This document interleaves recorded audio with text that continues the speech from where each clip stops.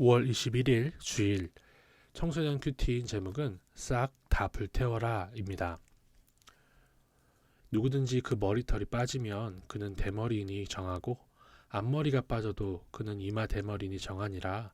그러나 대머리나 이마 대머리에 희고 불그스름한 색점이 있으면 이는 나병이 대머리에나 이마 대머리에 발생함이라.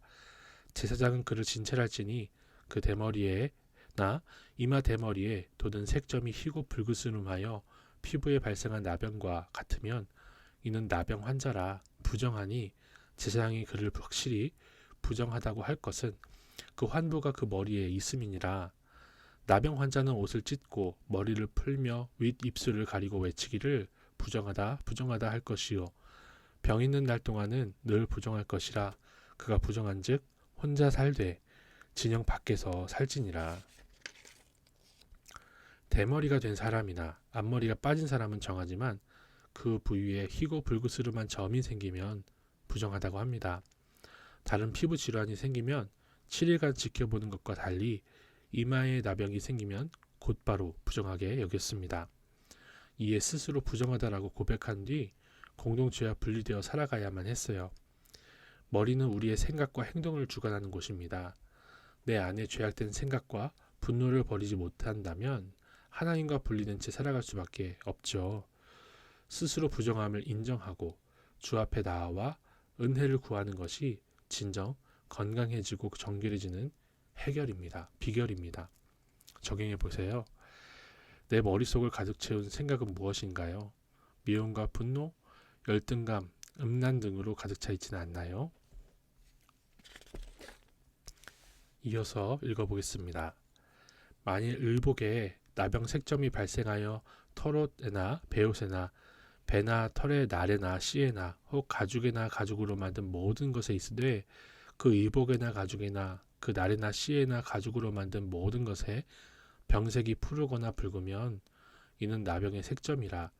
제사장에게 보일 것이요 제사장은 그 색점을 진찰하고 그것을 이레 동안 간직하였다가 이레 만에 그 색점을 살피지니 그 색점이 의복의 날에나 씨에나 가죽에나 가죽으로 만든 것에 퍼졌으면 이는 악성 나병이라.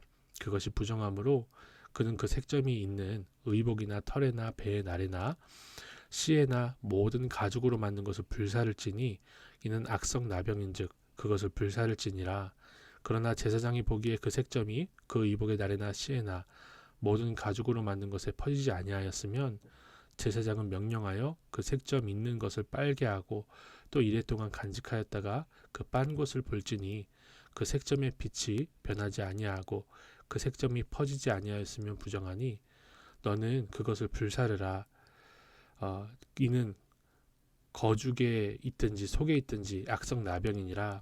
빤 후에 제사장이 보기에 그 색점이 엷으면 그 의복에서나 가죽에서나 그 날에서나 씨에서나 그 색점을 찢어버릴 것이요 그 의복의 날에나 씨에나 가죽으로 만든 모든 것에 색점이 여전히 보이면 재발하는 것이니 너는 그 색점이 있는 것을 불사를지니라.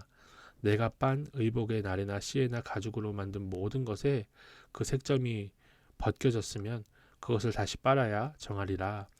이는 털옷에나 베옷에나 그 날에나 씨에나 가죽으로 만든 모든 것에 발생한 나병 색점이 정하고 부정한 것을 진단하는 규례니라.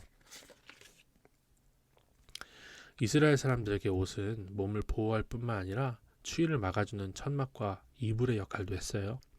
그래서 겉옷은 자녀에게 물려줄 정도로 매우 귀한 재산이기도 했습니다. 그런 옷이라도 나병이 생기면 부정한 것으로 너무나 아깝지만 불살라야 했어요. 7일 동안 간직했다가 나병이 퍼지지 않으면 색점이 있는 부위만 찢어내고 빨아서 입을 수 있었지만 부정하다고 판정이 되면 예외 없이 불태워야 했습니다. 죄를 대하는 태도도 이처럼 단호해야 한다. 죄와 결코 타협해서도 합리화해서도 안 됩니다. 말씀으로 죄를 깨달으면 아쉬워하지 말고 바로 끊어내야 합니다. 적용해 보세요. 나의 예배와 공부를 방해하는 것은 무엇이고 내가 타협하고 합리화하는 것은 무엇입니까? 그것을 어떻게 끊어낼 수 있을까요?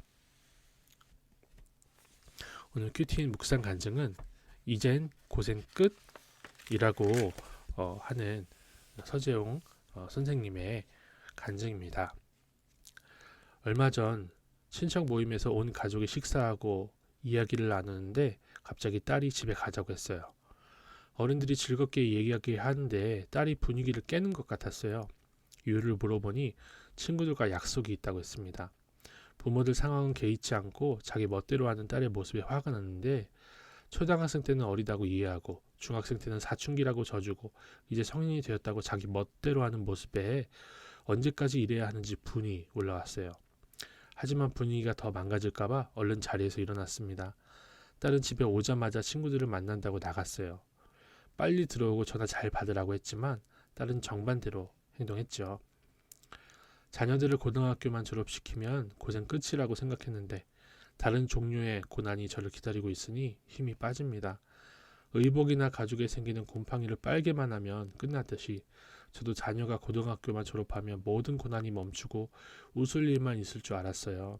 하지만 제가 교만하지 않도록 근심과 약재를 주셔서 나눔을 풍성하게 해주시는 것 같다는 생각이 듭니다. 내 속의 가정 우상과 안주하고 싶은 마음, 남들에게 인정받고 싶은 악성 나병이 사라지지 않으니 하나님은 색점을 찢어버리라고 하시고 그래도 여전히 보이면 불사르라고 하십니다.